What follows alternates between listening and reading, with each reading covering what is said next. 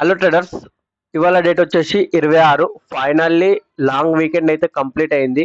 అయినా కానీ ట్రేడర్స్ ఇవాళ మార్కెట్ ఫస్ట్ 1 and 2 అవర్స్ మంచి పాజిటివ్ వచ్చింది ట్రేడర్స్. దాని తర్వాత ఈ లెవెల్లో నేను బయింగ్ చూసిన, దాని తర్వాత మార్కెట్ మొత్తం సైడ్ వేస్ అయింది. ఏమైంది అనేది ఒకసారి చూసుకుందాం. అండ్ లాస్ట్లో ఒక అప్డేట్ కూడా ఉంటుంది ట్రేడర్స్, అది కూడా నేను చెప్తా. Okay, first of all traders, నేను ఇవాళ 10:43కు బై ఆంటీ ప్లానింగ్ అని చెప్పిన, అండ్ రిట్రేస్ ఆల్సో అవాయిడ్ అని చెప్పిన. ఈడ నాకు బ్యాంక్ నిఫ్టీలో ఒక బయింగ్ ఆపర్చునిటీ ఇస్తుంది. కానీ ట్రేడర్స్ ఇది ఒక రెసిస్టెన్స్ లెవెల్, ఈడ రెసిస్టెన్స్, ఇది రెసిస్టెన్స్, అండ్ ఇది ఒక major resistance level. So 2 type resistance ఉన్నాయి కాబట్టి ఇది బ్రేక్ చేయడం చాలా ఇంపాసిబుల్ అని. అండ్ ఇది వచ్చేసి నాకు 120 పాయింట్స్ ఉన్నట్టు ట్రేడర్స్. నా రిస్క్ వచ్చేసి 60 to 70 పాయింట్స్. 1:2 అనిపిస్తుంది కానీ ట్రేడర్స్ మార్కెట్ కొంచెం రిస్కీ ఉంది. అండ్ ఇది ఏందనేది ఒకసారి చార్ట్లలో చెప్తే మీకు ఇంకా చాలా బాగా అర్థమవుతుంది ట్రేడర్స్. ఓకే, సారీ సర్ది ఉంది కొంచెం. ఈడ మార్కెట్ మంచిగానే మూమెంట్, లైక్ ఈడ బ్రేక్అవుట్ ఇచ్చింది, ఈడ మంచిగానే నాకు సెటప్ దొరుకుతుంది ట్రేడర్స్. కానీ ట్రేడర్స్ ఇది ఒక రెసిస్టెన్స్ లెవెల్ మీకు చెప్పినగా traders. And same as usual ఈడ కూడా నాకు ఒక ఎంట్రీ దొరికింది, కానీ సేమ్ రెసిస్టెన్స్ లెవెల్ అని అవాయిడ్ చేసిన. ఓకే, ఎందుకు రెసిస్టెన్స్ లెవెల్ అంటే ట్రేడర్స్ ఒకసారి 15 minutes లో పోతే ట్రేడర్స్ క్లియర్ గా చూడండి ఒకసారి.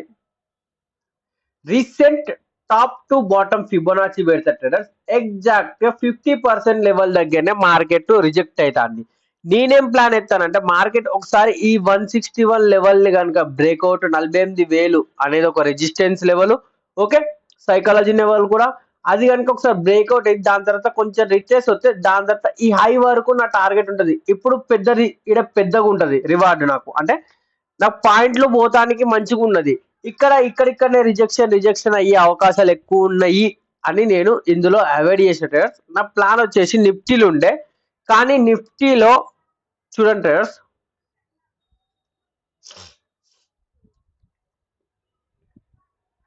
నిఫ్టీలో ట్రేడర్స్ ఈ లెవెల్లో నాకు సిగ్నల్ ఇవ్వలే ట్రేడర్స్. ఏదైతే ఇండికేటర్ యూజ్ చేస్తానో ట్రేడర్స్ నాకు ఈ లెవెల్లో ప్రాపర్గా ఇచ్చింది, కానీ సిగ్నల్ ఇవ్వలే. సిగ్నల్ ఇచ్చినా కానీ ఈడ ఇంత దూరం వరకు పోయి రిజెక్షన్ తీసుకుంది, రెసిస్టెన్స్ అయింది, లాస్ కూడా అవ్వు, కానీ నాకు సిగ్నల్ ఇవ్వలేదు ట్రేడర్స్. ఓకే, దాని తర్వాత బ్రేక్అవుట్లు చూసుకుంటే ఇలా చాలానే బ్రేక్అవుట్లు అయినాయి, కానీ ఇగో ఇది బ్రేక్అవుట్ ఇవన్నీ బ్రేక్అవుట్లే. కానీ ఇప్పుడు నేను కొంచెం రిస్క్ తక్కువ రివార్డ్ ఎక్కువ అలాంటి సిస్టమ్ మీద చూస్తాను కాబట్టి నాకు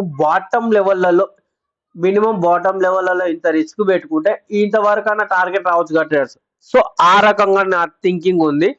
ఓకే, సో ఇవాళ ఫైనల్గా అయితే నేనైతే ఏం ట్రేడ్స్ తీసుకోలేదు. చూడండి ఒకసారి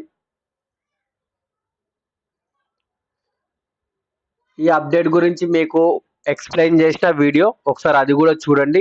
okay, positions, all orders, all positions, trades, funds ఎన్ని ఉన్నాయి అంతే ఉన్నాయి. ఓకే, అప్డేట్ వచ్చేసి ట్రేడర్స్ ఏదైతే నేను ఈ మహాభారతం వింటానో ట్రేడర్స్, వడ్డిపర్తి పద్మాకర్ గారి మహాభారతం వింటానో ట్రేడర్స్, ఇగో ఇక్కడ రెడ్ సిగ్నల్ అనమాట, అంటే అదంతా ఇన్నట్టే.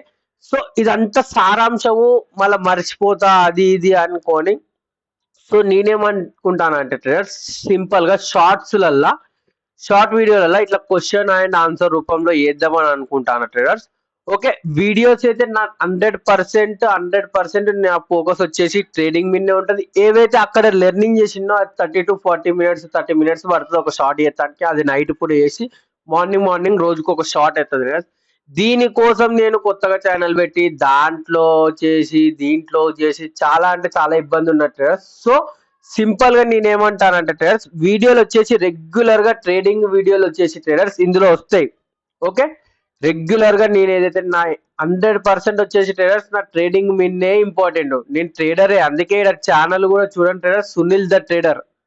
ఓకే, నా 100% ట్రేడింగే ఉంటాయి, కానీ అర్ధగంట టైం తీసుకొని షార్ట్స్ లలో వస్తే మీకు ఒకవేళ మహాభారతం ఇంట్రెస్ట్ ఉంటే షార్ట్స్ లకు వెళ్ళండి, లేదంటే సింపుల్ గా రెగ్యులర్ గా మీకు వీడియోస్ వస్తూనే ఉంటాయి, అది చూడండి. ఓకే, వీడియో నచ్చితే లైక్ షేర్ సబ్స్క్రైబ్ చేసుకోండి ట్రేడర్స్.